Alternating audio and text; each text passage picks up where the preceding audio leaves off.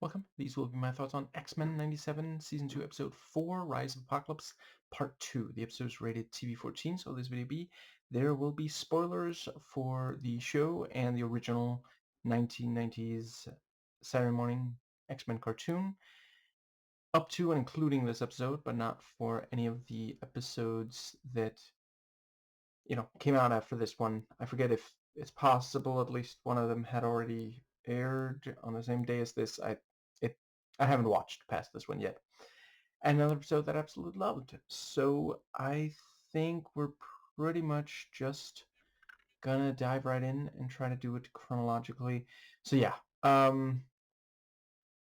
I probably should have seen coming that Magneto would be able to stop the blast or protect some of them with the force field, but still very cool to see. And I really appreciate they got, I think, every single drop out of they milked it, or they came close to milking it, of this whole idea of, could Ensabanur be prevented from becoming Apocalypse?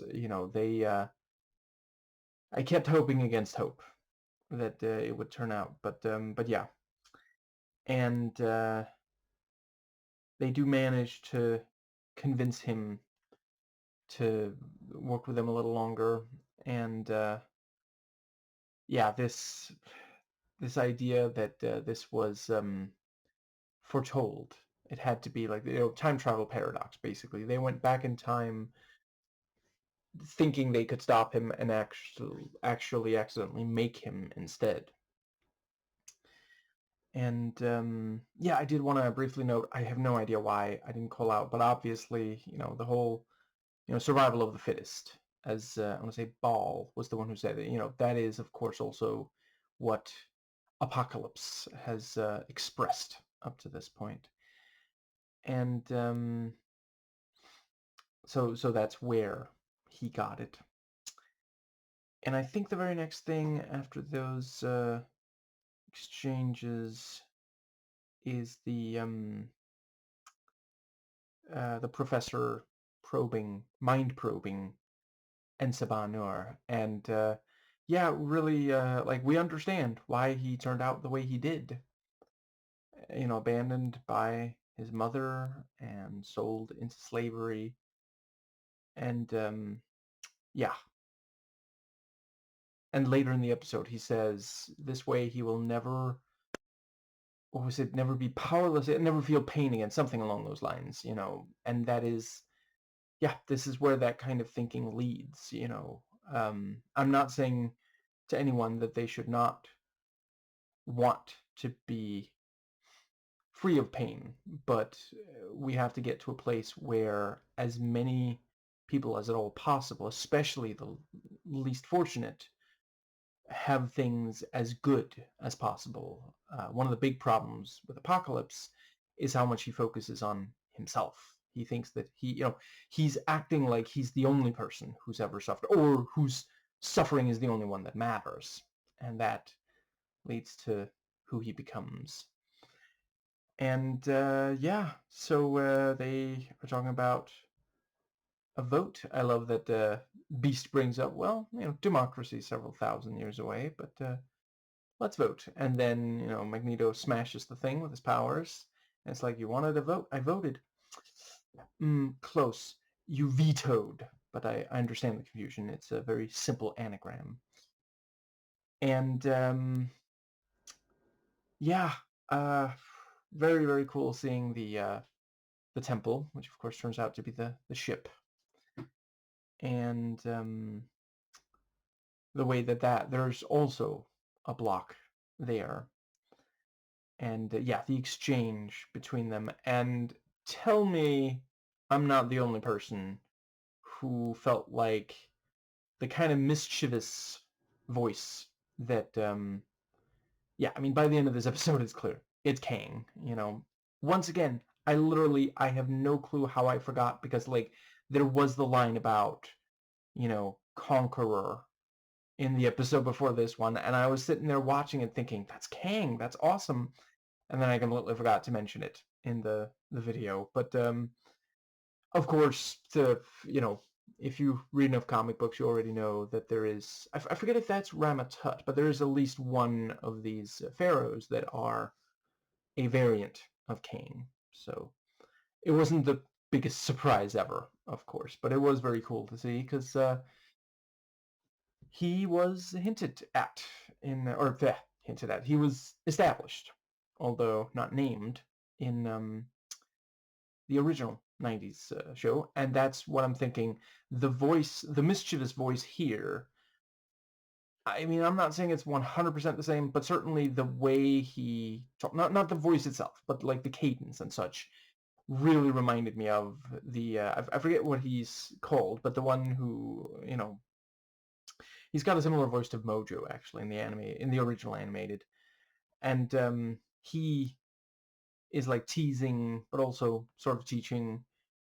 I want to say it's Bishop, who's like lost in the time stream near Apocalypse's. It's that arc where Apocalypse is kidnapping a bunch of psychics, and at the very very end, when nobody but the audience can see, this being transforms, and I forget which variant. I think it might be Immortus, but I could be wrong. Yeah, but a variant of King certainly. So yeah, this is I guess after that arc, he went to do what he does in this episode or these couple of episodes, and yeah, I appreciated that by the end, yeah, he says his name, and one of the names he says is Victor. One of them is also Nathaniel, which it's not Mr. Sinister, right? I have to admit, I do not remember all the variants of King. That's what I'm trying to say. But anyway, and one of them is Victor, which Victor Timely maybe, but one of them is King. And I suppose, yeah, and by the very end of the episode, we've seen the ship, that his little ship, and also the I actually forget, is it a helmet in the comics? I think it might just be what his face looks like, but the blue, that we're very familiar with from the comics. Anyway, I suppose that does bring us to, yeah, I really appreciated Rogue and Apocalypse talking, and yeah, that thing about like, she's not happy because he thinks it's something waiting for her, because in his mind, you know everything is a potential obstacle. He can't even imagine that she's missing something. What? That does not compute. But she, and there's the thing about, love is a weakness. He stops short of, which I appreciated, starting to perform Love Hurts. And she acknowledges that it's, she doesn't think that it's not a weakness. She just, what was her line? Something about it's the only thing that gives life meaning, or something along those lines, and then she says, I hope one day you experience it.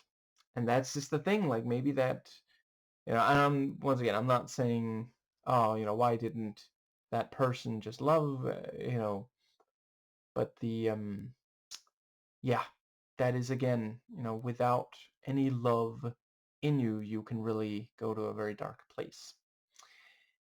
And I suppose that pretty much, I feel like there was at least one more thing I really wanted to make sure to say. Let's see. So I mean, before they reach the maybe not. So I guess this is a perfectly decent time for a brief. So yeah, I have by now watched the entire stream, the rather remnants of it on YouTube, of No Caldwell Gervais, the charity stream that they did recently. And it was, of course, absolutely fantastic. Loved the guests and all they contributed. Um, I don't have much to say about it other than at one point, one of them, at least one of them, reference the that one particular Al Pacino Keanu Reeves movie. And I got to thinking, if that thing had been more meta, and at this point I don't even remember if it was negatively received, but let's say, it was more meta and it was negatively received, and Al Pacino was, confronted about it in an interview afterwards, he could, by all rights, say, if you'll permit me to be the devil's advocate in the devil's advocate for the devil's advocate. Back to our originally scheduled programming. And I think that does pretty much, yeah, so they arrive at the place, and there's the thing like, this is deja vu, and you have the stuff light up, and right, also, so they don't come right out and say it. They just say, alien, which is also how ship was described before. But I mean, I wish I could remember what they were called, but yeah, big things that have hold on. Am I remember? No, they're not. It's not eternal, is it? No. But they have a connection to the Eternals. I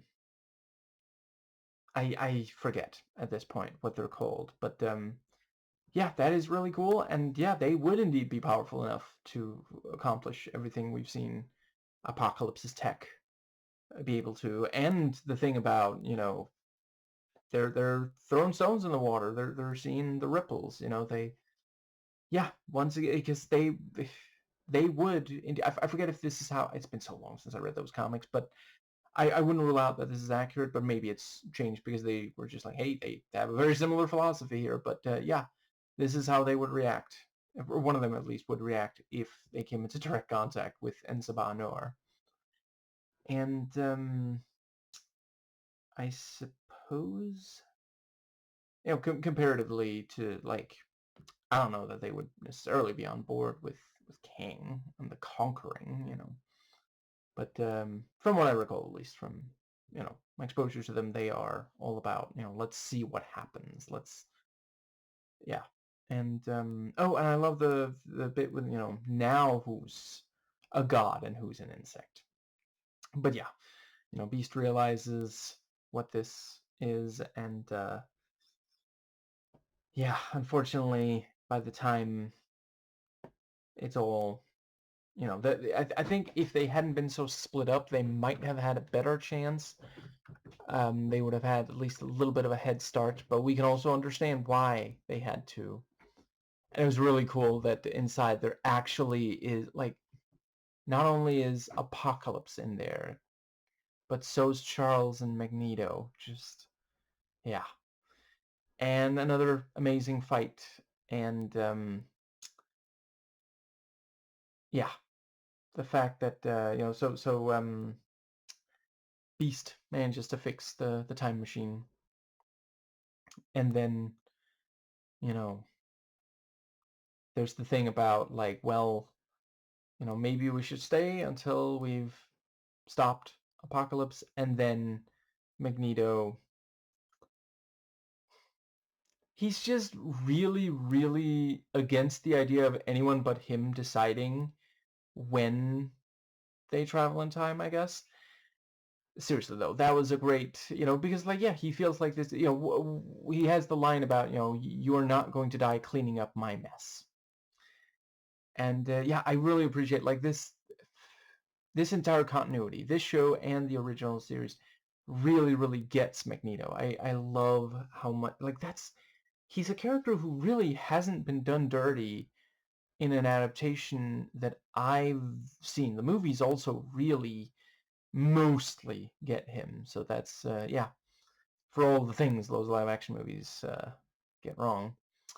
Anyway, I think that and he is trying to send Charles back, but Charles manages to stay and is brought back by the end of the episode. After Apocalypse won't even bother to destroy him, even though it would be easy, or because it would be easy, in fact. And yeah, all the use of the mutant powers and how close they get, and then it's not quite enough. They, Apocalypse sent flying away, and that does enable Magneto to destroy the machine, but he's also so wounded, and the ship. But yeah, he's so wounded that he can't do anything to stop Apocalypse after. And that line about, lie, look your family, I mean Magneto, in the eye, and tell him everything will be okay, even though you know it won't be. And he apologizes, and they went for it. Like, they made it as graphic as the TV-14 could, I feel like. Very clever to have us not quite see it full frame as they would on the TVMA, but also it's not quite off screen either. It's like reflected in Charles's eye. That was really, yeah, holy crap. And yeah, it's also like, I'm gonna miss him for sure. He's such a great character, but I do also feel like they've gotten so much mileage out of Magneto's character in this entire continuity. I would be very frustrated if it was only this season and a half of of 97 that he's in, but he's in a decent chunk of the original as well, and goes through so many changes. So, and it also, this show so far is good about delivering on a major character, or bringing back a major character that was delivered on in the original, and then killing them. And of course, that doesn't quite fit for Ileana, but maybe they just didn't know what to do with that character. Anyway, I'm sure there's others, but certainly, Magneto, Gambit. I also felt they got enough out of Bastion, for example, and I can't remember, was it Guy Ritchie or was it the other one? But they killed off at least one of those, maybe multiple, come to think of it. Anyway, yeah, I think that does pretty much bring us, let's see. That's when we have the, yeah, so, I think yeah, I really appreciate also that, because Charles is a character who, like, he is capable of cruelty, but he doesn't want to engage in it, And I would say the bit where he says, "How wise of your mother to abandon you. Do you think she sensed how vile you were? Too bad Baal didn't let you bake in the sun." Like, that is as cruel as he's been outside of that alter ego that manifested in one episode of the original series. Like, holy crap. And yeah, it felt earned, like if they went to that well a bunch of times, it would be like, okay, come on. But yeah, and I suppose that pretty much does just leave the post credits. So this is a good place to pause if you if you stop watching without realizing it was the post credits. But it is indeed, or mid credits, I suppose. But it's after the first chunk of credits. So I'm going to assume if you watch past this, you already know what that is. Yeah, very cool. Cap and I think Natasha, but certainly a Black Widow, with Logan and giving information, Weapon X, and he's bringing the band back together. So yeah, looking forward to that. And yeah, Logan's couple of comments, the thing about, I see you're still keeping a low profile. And the let's see. I forget what it was he said to the Black Widow that he encountered, but that was also quite good. And I also just love, I mean, because they say, oh yeah, it's been a while, yeah, 50 years. Wolverine doesn't even say anything about like, so you also haven't aged, because like, you know, to Logan, like running into someone that he last saw 50 years ago, and neither of them have aged,